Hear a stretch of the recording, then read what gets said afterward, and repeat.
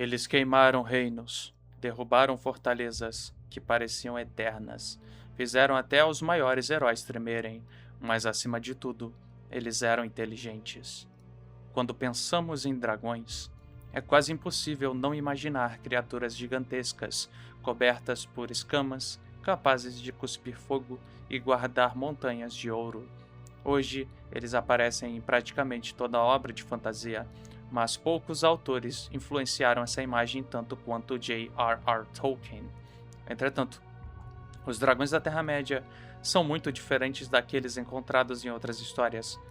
Eles não são simples monstros.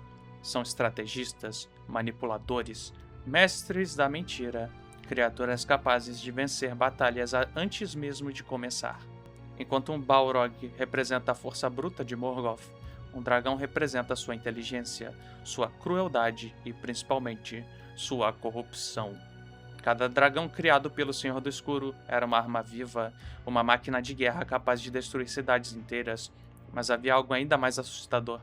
Eles pensavam, conversavam, riam de seus inimigos, brincavam com suas vítimas antes de matá-las. Talvez por isso Tolkien nunca tenha tratado os dragões apenas como animais monstruosos. Eles possuem personalidade, orgulho, vaidade e ganância. E, em alguns casos, uma maldade que parece quase humana. Neste vídeo, vamos acompanhar toda a história dessa raça, desde seu nascimento nas profundezas de Angband até o destino dos últimos dragões conhecidos da Terra-média. E no caminho, vamos descobrir um detalhe que muitos fãs desconhecem, segundo o próprio Tolkien. Smaug não foi o último dragão. Muito antes da Guerra do Anel, muito antes da queda de Númenor, muito antes mesmo do nascimento do Sol, a Terra-média vivia sob a sombra de um único nome, Morgoth, o primeiro Senhor do Escuro, aquele que antes da criação do mundo chamava-se Melkor. Entre todos os Ainur, Melkor era o mais poderoso, mas também o mais orgulhoso. Incapaz de aceitar que a criação pertencia a Eru Ilúvatar, ele passou a corromper tudo aquilo que encontrava, e essa palavra, corromper, será fundamental para entendermos os dragões. Durante toda a sua vida, Tolkien deixou claro que Morgoth não possuía o poder da verdadeira criação. Na visão do autor, apenas Eru Ilúvatar podia conceder vida independente.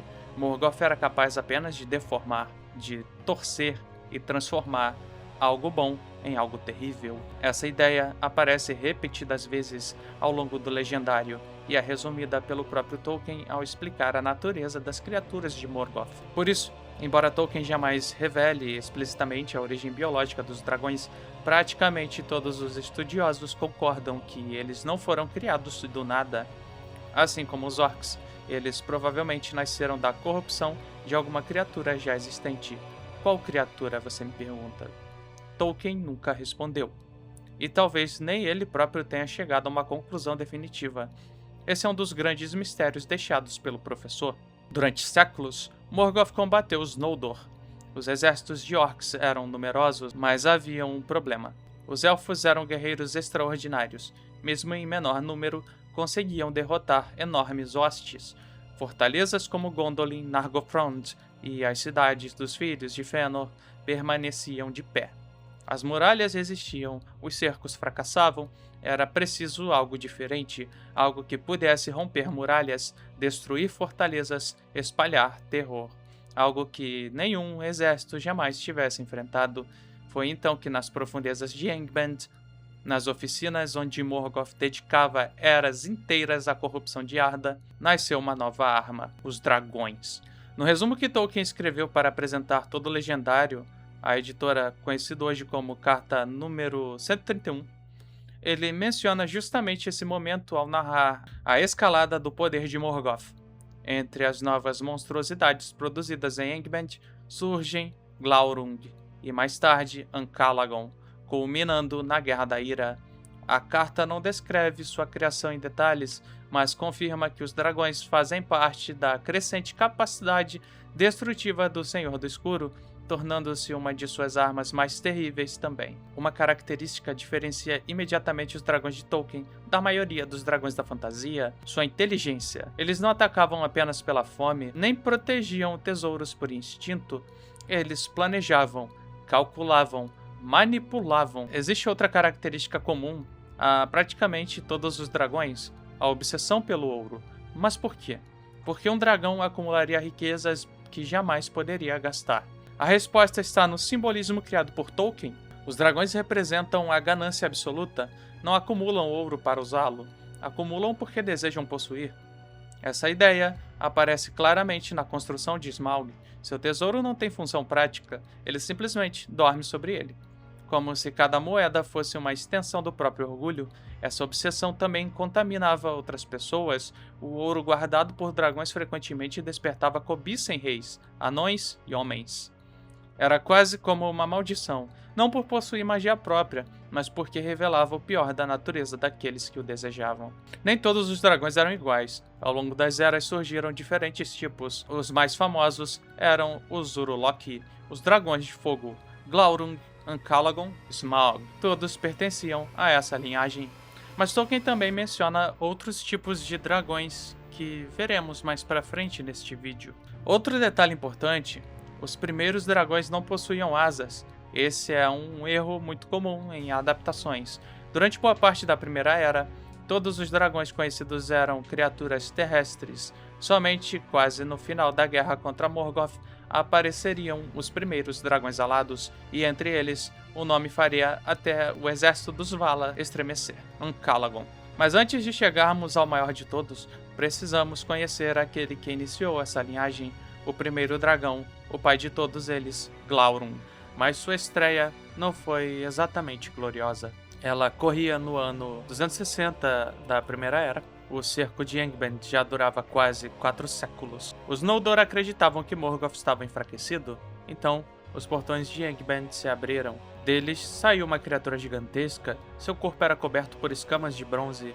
Seu hálito era quente como uma fornalha. Seus olhos pareciam brasas vivas. Era Glaurung na época, porém, ele ainda não havia alcançado toda a sua força. O próprio Silmarillion diz que ele era jovem e ainda não completamente desenvolvido. Mesmo assim, sua simples presença espalhou pânico. Os exércitos élficos jamais haviam enfrentado algo semelhante. Mas havia um detalhe importante: Glaurung fora impaciente. Ele deixara Angband antes da hora, sem a autorização de Morgoth. Sem estar totalmente preparado para a guerra, foi um erro. Fingon, filho de Fingolfin, reuniu arqueiros montados. Durante dias perseguiram o dragão. As flechas talvez não atravessassem suas escamas, mas feriam seus olhos, sua boca e outras partes menos protegidas. Incapaz de continuar lutando, Glaurung foi obrigado a recuar. Voltou humilhado para Angband. Depois daquela derrota, Glaurung desapareceu. Durante quase 200 anos, ninguém voltou a vê-lo. Enquanto isso, Morgoth continuava fortalecendo seu poder. Os orcs multiplicavam-se, os Balrogs permaneciam escondidos e Glaurung crescia. Seu corpo tornou-se colossal, suas escamas endureceram, seu fogo tornou-se mais intenso, mas a maior transformação aconteceu em sua mente. Glaurung tornou-se um mestre da manipulação. Não era apenas um guerreiro, era um estrategista. Aprendeu que destruir um exército era importante, mas destruir a esperança de seus inimigos era muito melhor. Então chegou o ano 455 da Primeira Era, a batalha conhecida como Dagor Bragolak, a Batalha da Chama Repentina. Naquela manhã, os exércitos élficos acreditavam que seria apenas mais um ataque de Angband. Estavam errados. Morgoth havia preparado seu maior contra-ataque. Rios de fogo desceram das montanhas. A lava rompeu as planícies, a fumaça escureceu o céu. Foi nesse momento que Glaurung reapareceu, agora adulto, agora verdadeiramente terrível. Ao lado de enormes exércitos de orcs, ele rompeu as linhas do cerco de Angband. Fortalezas caíram, campos inteiros foram consumidos pelas chamas. O longo cerco que durante séculos mantivera Morgoth confinado finalmente chegava ao fim. Era o início da supremacia de Angband. A partir daquele momento, nenhum guerreiro comum podia enfrentá-lo. As flechas ricocheteavam em suas escamas, espadas quebravam, lanças se partiam. Seu fogo consumia homens, elfos e cavalos em poucos segundos, mas havia algo ainda pior. Glaurung aprendia. Cada batalha o tornava mais eficiente, mais cruel e confiante. Enquanto os orcs apenas obedeciam ordens, Glaurung comandava, escolhia alvos, explorava fraquezas e transformava vitórias em massacres. Era exatamente a arma que Morgoth sempre desejara. Poucos anos depois, os povos livres organizaram uma última tentativa de derrotar Morgoth. A batalha ficaria conhecida como Nirnaeth Arnoediad, a Batalha das Lágrimas Inumeráveis. Foi um dos maiores conflitos de toda a história da Terra-média. Elfos, homens e anãos, todos marcharam juntos. Durante algum tempo, parecia que venceriam. Então Morgoth revelou sua arma secreta, Glaurung. À frente de outros dragões de fogo, ele avançou contra o exército aliado. Seu fogo abriu enormes brechas, a formação começou a ruir, mas alguém conseguiu enfrentá-lo, os anões de Belegost. Diferentemente dos elfos e dos homens, eles utilizavam as armaduras pesadas e grandes máscaras metálicas. O calor das chamas ainda era terrível, mas eles resistiram. Empunhando enormes machados, cercaram Glaurung. Pela primeira vez desde sua maturidade, o pai dos dragões precisou recuar. Na confusão da batalha, Azaghal, senhor de Belegost, conseguiu desferir um golpe profundo no ventre do dragão. Era um dos poucos pontos menos protegidos por suas escamas. Ferido e enfurecido, Glaurung esmagou Azaghal antes de fugir. Mesmo morto, o rei anão recebeu honras extraordinárias. Os dragões haviam descoberto que ainda existiam adversários capazes de feri-los. Até esse momento da história, Glaurung parecia apenas uma arma viva, mas Tolkien reservara sua característica mais assustadora para depois, seu olhar. Ao contrário de Smaug, Glaurung possuía um poder quase sobrenatural. Seus olhos hipnotizavam, dominavam, quebravam a vontade das pessoas.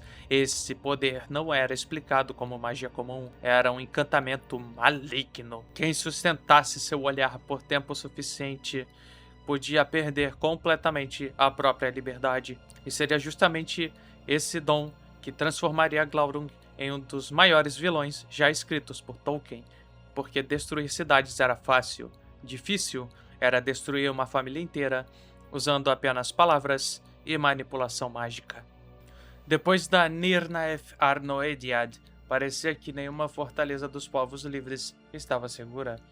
As grandes alianças haviam sido destruídas, os reis élficos estavam mortos ou dispersos, os homens que permaneceram fiéis aos Eldar eram perseguidos, e Morgoth avançava.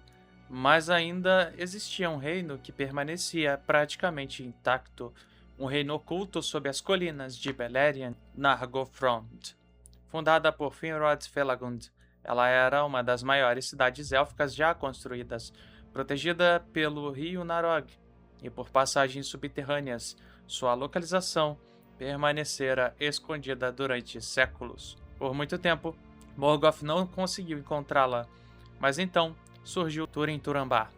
Após inúmeras tragédias em sua vida, Túrin chegou a Nargothrond. Rapidamente tornou-se um dos principais conselheiros do rei Orodreth. Era um guerreiro brilhante, corajoso, mas impulsivo.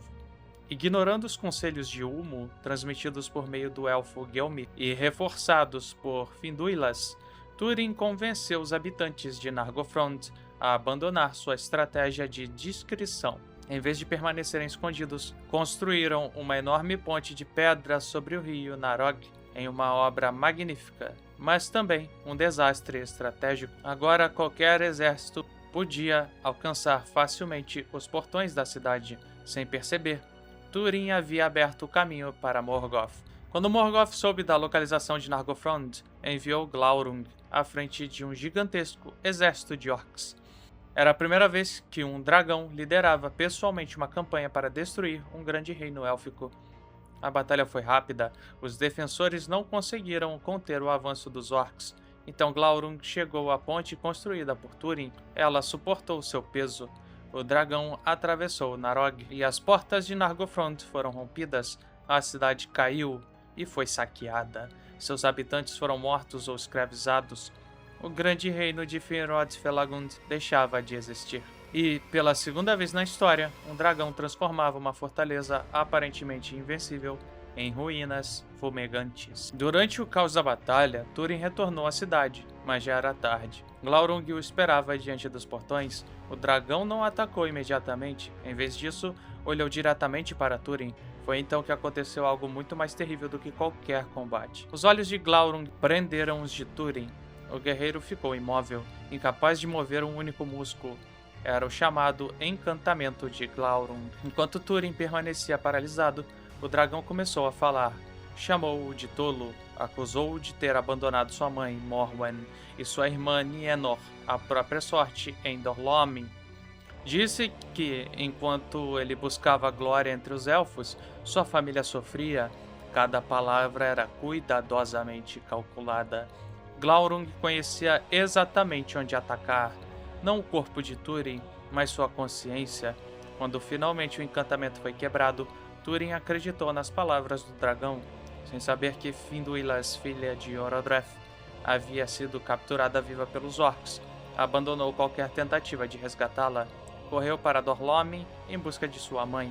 Era exatamente o que Glaurung queria. Finduilas morreria pouco tempo depois, e Túrin carregaria essa culpa pelo resto da vida. Após a vitória, Glaurung entrou nas grandes salas de Finrod. Ali encontrou um tesouro imenso, ouro, joias, artefatos, objetos acumulados durante séculos. Foi então que surgiu um comportamento que se repetiria em praticamente todos os grandes dragões. Glaurung deitou-se sobre o tesouro.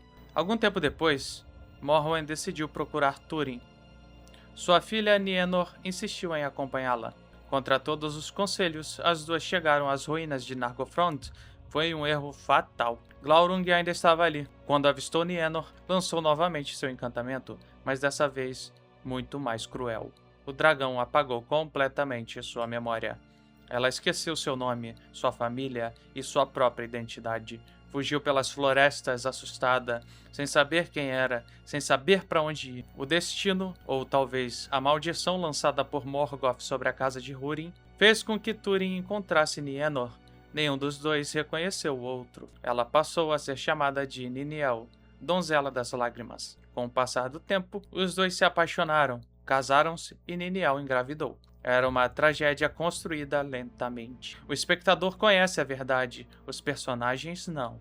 É impossível não perceber a influência das grandes tragédias gregas sobre Tolkien. Assim como em Édipo Rei, os protagonistas caminham inevitavelmente para um destino terrível em compreender as forças que os conduzem. Algum tempo depois, Glaurung deixou Nargothrond, partiu em direção a Brethil, mais uma vez, espalhando morte por onde passava. Quando Túrin soube da aproximação do dragão, tomou uma decisão. Chegara a hora do acerto de contas. Não havia exército, não havia esperança de vencer em combate aberto. Então elaborou um plano. Esperava Glaurung atravessar o desfiladeiro de Cabedenaras, esconder-se-ia sob a ravina e atacaria apenas quando o ventre do dragão estivesse exposto. Era uma aposta desesperada, mas talvez a única possibilidade de vitória. Naquela noite, Glaurung iniciou a travessia. Seu enorme corpo serpenteava lentamente sobre o precipício. Túrin permaneceu imóvel, esperando até que chegou o momento. Empunhando Gurthang, a espada forjada com ferro negro de Eol, saltou e cravou toda a lâmina no ventre do dragão. O golpe foi devastador. Glaurung soltou um rugido tão poderoso que as florestas estremeceram.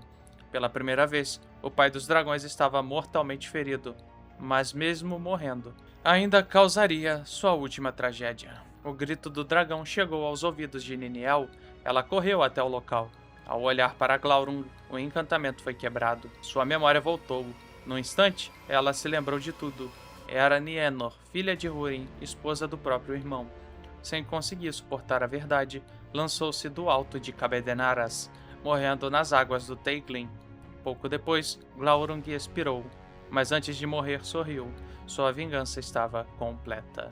Enquanto isso acontecia, Túrin estava adormecido devido ao envenenamento que sofrera pelo sangramento do dragão provocado pela espada Gurthang, após Túrin tê-la puxado do corpo do mesmo, e pelo olhar de malícia do dragão que o feriu como um golpe. Então, quando finalmente acordou, se levantou, foi se encontrar com Brandir, que, quando contou-lhe a verdade, Túrin recusou-se a acreditar, e então matou Brandir, depois que descobriu que ele dizia a verdade, por meio da confirmação de Mablung, vindo de Doriath. Sem família, sem esperança, sem futuro, dirigiu-se à espada Gurtang. Segundo a tradição preservada em Os Filhos de Húrin, Túrin perguntou à espada se ela o receberia, e Gurtang respondeu: sim, beberei teu sangue de bom grado, para que eu me esqueça dos sangues inocentes do qual tu derramaste. Então, Túrin lançou-se sobre sua própria espada. Assim terminou a vida do maior herói humano da Primeira Era, e também terminou a vida de Glaurung, o primeiro, o pai dos dragões. Durante quase 600 anos da Primeira Era, Morgoth dominou Beleriand, grandes reinos haviam caído, Doriath estava destruída, Nargothrond havia sido arrasada, Gondolin, a cidade escondida, também sucumbira, os maiores heróis dos elfos estavam mortos, os Edain estavam dispersos. Parecia que nada mais poderia deter o primeiro Senhor do Escuro, mas foi justamente nesse momento que sua derrota começou.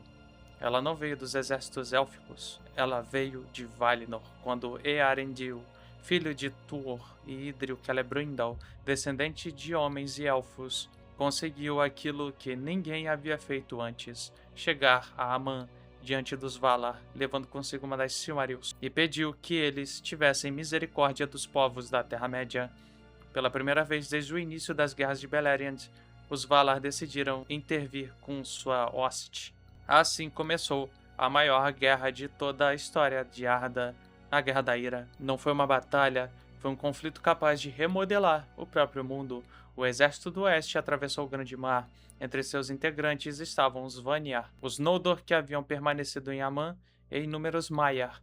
Tolkien não descreve detalhadamente todas as batalhas, mas afirma que a guerra durou muito tempo. Os exércitos de Morgoth começaram a ruir. Tudo aquilo que Morgoth reunira durante séculos começou a ser destruído. Angband estava prestes a cair. Então, Morgoth revelou sua última carta. Até aquele momento, todos os grandes dragões conhecidos combatiam sobre a terra. Glaurung jamais possuíra asas, mas Morgoth havia preparado algo novo. Quando tudo parecia perdido, as portas de Angband se abriram novamente. Delas saiu uma tempestade de fogo. Era uma frota de dragões alados, criaturas jamais vistas, mais rápidas, mais destrutivas e capazes de dominar os céus. À frente de todos eles voava um único nome: Ancalagon, o Negro. Com os dragões dominando o firmamento, os exércitos dos Valar começaram a recuar. Foi então que surgiu Earendil, mas já não era apenas um marinheiro. Após chegar a Aman, os Valar permitiram que navegasse eternamente pelos céus. Sua embarcação, Vinglot, cruzava o firmamento enquanto ele carregava uma Silmaril em sua testa. Naquele dia, Earendil desceu dos céus para enfrentar Ancalagon. Ao seu lado voavam Torondor e as grandes águias. O Silmarillion resume esse combate em poucas linhas, mas elas estão entre as mais memoráveis de toda a obra.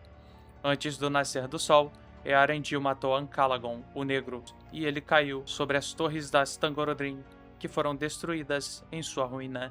Essa é uma das poucas descrições diretas que Tolkien faz da batalha. O restante fica entregue à imaginação do leitor. É muito comum ouvir que Ancalagon tinha dezenas ou até centenas de quilômetros de comprimento. Há imagens mostrando-o maior que montanhas, maior que cidades e maior até mesmo do que continentes. Mas nada disso foi escrito por Tolkien. O que o professor realmente afirma é muito mais simples. Ancalagon era o maior dos dragões alados, e sua queda destruiu as torres das Tangorodrim. Esse é o texto, nada mais. Tolkien nunca forneceu altura, nunca forneceu comprimento e nunca forneceu envergadura. Qualquer número encontrado na internet é pura especulação. Isso não significa que Ancalagon fosse pequeno. Muito pelo contrário. Para derrubar as torres das Tangorodrim, durante sua queda, ele certamente possuía proporções colossais. Mas afirmar qualquer medida específica seria ultrapassar aquilo que Tolkien escreveu. Vale a pena compreender a importância desse detalhe. Tangorodrim não era apenas uma montanha, era um conjunto de 3 enormes picos erguidos sobre Angband. Durante séculos, eles simbolizaram o domínio absoluto de Morgoth. Quase todas as grandes guerras da Primeira Era aconteceram diante dessas montanhas. Quando Tolkien escreve que Ancalagon caiu sobre as Tangorodrim, ele não estava apenas descrevendo uma colisão, está criando uma imagem simbólica. O maior dragão do maior Senhor do Escuro destruindo o maior símbolo do próprio reino de Morgoth. É como se sua arma definitiva se transformasse no instrumento de sua derrota. Por fim, Ancalagon foi derrotado, seu corpo despencou dos céus, e ao atingir as Tangorodrim, as grandes torres ruíram. O impacto marcou o início do fim de Angband. Pouco tempo depois, os Valar romperam as fortalezas subterrâneas de Morgoth. O primeiro Senhor do Escuro foi capturado, acorrentado com Angainor, julgado e lançado para além dos Portões da Noite. Assim terminou a Primeira Era, e com ela terminou também o domínio absoluto dos dragões sobre Beleriand.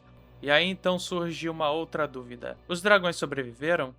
É aqui que muitos acreditam que todos os dragões morreram, mas Tolkien nunca escreveu isso. O Silmarillion afirma apenas que muitos pereceram durante a Guerra da Ira. Outros escaparam, não sabemos quantos, nem para onde. Séculos depois, os textos voltam a mencionar dragões vivendo no extremo norte da Terra-média. Portanto, a linhagem de Glaurung não terminou com Ancalagon, ela apenas entrou em declínio. Sem Morgoth para comandá-los, os dragões abandonaram as ruínas de Beleriand. Ao longo dos séculos, passaram a habitar regiões cada vez mais remotas, especialmente as terras geladas do extremo norte da Terra-média. Era um mundo diferente. Mas havia algo que continuava atraindo os dragões: o ouro. Enquanto os elfos diminuíam em número, os anãos viviam um período de prosperidade. Após a destruição de Beleriand, muitos clãs migraram para o leste. Alguns estabeleceram grandes cidades nas Montanhas Cinzentas. Ali encontraram enormes depósitos de ouro, prata, pedras preciosas. As riquezas aumentavam ano após ano, e sem perceberem, chamavam a atenção dos dragões. Nos apêndices de O Senhor dos Anéis, Tolkien relata que, por volta do ano 2570 da Terceira Era, os dragões começaram novamente a multiplicar-se. Eles desceram sobre as Montanhas Cinzentas, atacando as fortalezas dos anãos e obrigando muitos deles a abandonar seus antigos salões. Esse detalhe é importante. Os dragões não estavam apenas escondidos, sua população voltava lentamente a crescer. Nem todos os dragões possuíam fogo. Tolkien menciona uma categoria conhecida como Cold Drakes, os dragões frios. Infelizmente, o professor nunca descreveu sua aparência em detalhes. Não sabemos suas cores, nem seu tamanho, nem como caçavam. Sabemos apenas uma característica fundamental: eles não cuspiam fogo. Mesmo assim, continuavam sendo criaturas extremamente perigosas.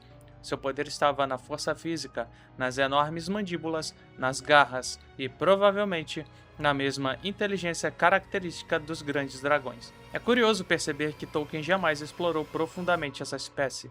Isso abriu espaço para inúmeras interpretações em jogos, RPGs e ilustrações modernas, mas nos textos originais, os Cold Drakes permanecem envoltos em mistério. Existe ainda outra categoria ainda mais misteriosa, os Longworms. Seu nome aparece apenas poucas vezes em toda a obra de Tolkien. A palavra worm, no inglês antigo, não significa exatamente verme, como entendemos hoje. Era um termo tradicional para dragões serpentinos. Por isso, quando Tolkien fala dos Longworms, não está descrevendo simples vermes gigantes, mas uma linhagem de dragões alongados, possivelmente semelhantes aos primeiros dragões da Primeira Era. Em O Hobbit, durante a festa de aniversário de Bilbo, ele comenta em tom de exagero que há vermes nas últimas regiões do leste. É uma frase bem humorada, mas mostra que a ideia de grandes criaturas dracônicas vivendo em terras distantes ainda fazia parte do imaginário da Terra-média. Tolkien nunca confirma se esses worms eram da mesma linhagem de Glaurung, mas também nunca diz que eram diferentes. É mais um dos muitos mistérios deixados pelo professor. Existe um detalhe pouco conhecido que revela o quanto os dragões continuavam presentes na Terceira Era: os 7 Anéis dos Anões. Sabemos que Sauron entregou 7 grandes anéis aos Senhores dos Anãos. Esses anéis jamais conseguiram dominar os anãos da mesma forma que dominaram os homens, mas despertavam uma cobiça extraordinária. Essa cobiça aumentava seus tesouros, e onde havia ouro, havia dragões. No Conselho de Elrond, Gandalf revela um detalhe impressionante: dos 7 anéis, 4 foram consumidos pelo fogo dos dragões. Isso significa que durante séculos, vários dragões enfrentaram reis anãos poderosos. Embora Tolkien nunca narre essas batalhas, sabemos que elas aconteceram. É uma das maiores lacunas da história da Terra-média. Quantos dragões participaram? Quem eram esses reis? Como ocorreram esses combates? O professor nunca respondeu. Entre todos os dragões sobreviventes, apenas um recebe um destaque especial antes de Smaug. Tolkien o chama de Skata, o Verme Longo. Não sabemos quando nasceu, nem quem eram seus ancestrais, mas sabemos onde vivia, nas Montanhas Cinzentas. Ali, acumulou um enorme tesouro. Como todos os grandes dragões, seu domínio durou muitos anos, até que surgiu um homem chamado Fram. Fram era o líder dos Elfeld, o povo que, muitos séculos depois, daria origem aos Rohirrim. Corajoso, hábil e decidido, ele enfrentou os Kata. Não sabemos exatamente como ocorreu o combate, Tolkien apenas registra o resultado. Skata foi morto, foi uma vitória extraordinária, muito antes de Bard derrotar Smaug. Muito antes da fundação de Rohan, Fram já havia conquistado fama como matador de dragões. Mas a verdadeira história começaria depois da batalha. Com Skata morto, surgiu a velha questão: a quem pertencia o tesouro? Os anãos afirmavam que parte daquelas riquezas havia sido roubada deles. Fram discordava. A disputa tornou-se cada vez mais intensa, até que Fram resolveu responder da forma mais provocativa possível.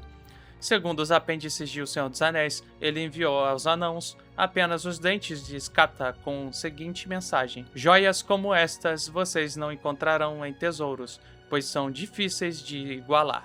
Era um insulto, uma provocação direta. Os anãos jamais esqueceram. Muito tempo depois, Fram acabaria morto. Embora Tolkien nunca descreva o acontecimento, os apêndices sugerem fortemente que os anãos foram responsáveis por sua morte, como consequência daquela disputa pelo tesouro. Mais uma vez, um dragão continuava destruindo vidas, mesmo depois de morto. Skata havia caído, mas ele não era o maior dos dragões, nem o mais inteligente e nem o mais poderoso.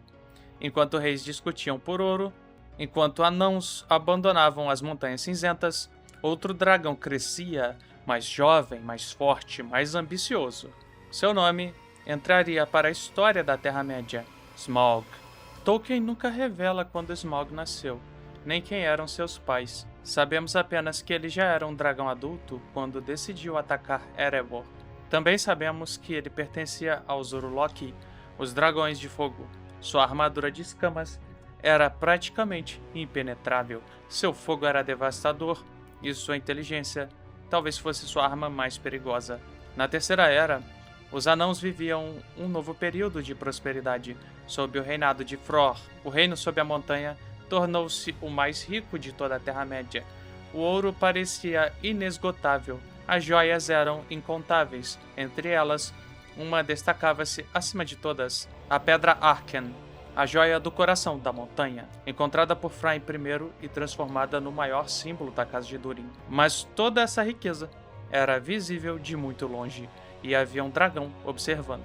No ano de 2770 da Terceira Era, sem qualquer aviso, Smaug desceu do norte. Seu ataque foi tão rápido que quase ninguém conseguiu reagir. As portas de Erebor foram rompidas, as galerias transformaram-se em um inferno de fogo. Anãos morreram, homens fugiram. A cidade de Vale, aos pés da montanha, também foi destruída. Em poucas horas, dois grandes reinos deixavam de existir. Fror conseguiu escapar, assim como seu neto, Thorin Escudo de Carvalho. Mas perderam tudo: sua casa, seu povo e seu reino, seu tesouro. Smaug tomou posse da Montanha Solitária e ali permaneceria pelos próximos 170 anos. Existe uma imagem que se tornou inseparável dos dragões: um enorme monstro dormindo sobre uma montanha de ouro. Muita gente acredita que Tolkien inventou essa ideia. Na verdade, ela já existia na mitologia nórdica e germânica, especialmente na lenda de Fafnir, mas Tolkien a transformou em algo muito maior. Smaug não guardava o tesouro apenas porque era valioso, ele acreditava que tudo aquilo lhe pertencia. Cada moeda, cada espada, cada taça, cada joia era parte de seu domínio. Seu orgulho era tão grande quanto sua cobiça. Existe um detalhe fascinante revelado pelo próprio Tolkien na carta número 25, escrita em 1938. Pouco depois da publicação de O Hobbit, Tolkien explica de onde surgiu o nome Smaug. Ele afirma que o nome deriva do verbo do inglês antigo smugan, que significa espremer-se por um buraco, ou passar por uma abertura estreita. É uma escolha curiosa. Smaug é gigantesco, mas vive entrando e saindo da entrada relativamente estreita da Montanha Solitária. Tolkien, que era filólogo, adorava criar nomes baseados em raízes linguísticas antigas. Assim, até mesmo o nome de Smaug carrega um significado escondido. Depois de quase 2 séculos, algo inesperado aconteceu. 13 anãos, um hobbit e um mago chegaram à Montanha Solitária. A missão parecia impossível: roubar um dragão. Não derrotá-lo, apenas roubá-lo. Bilbo desceu sozinho até as profundezas de Erebor. Ali, encontrou Smaug adormecido, coberto por montanhas de ouro. O silêncio era absoluto. Então, Bilbo pegou uma única taça. Foi suficiente.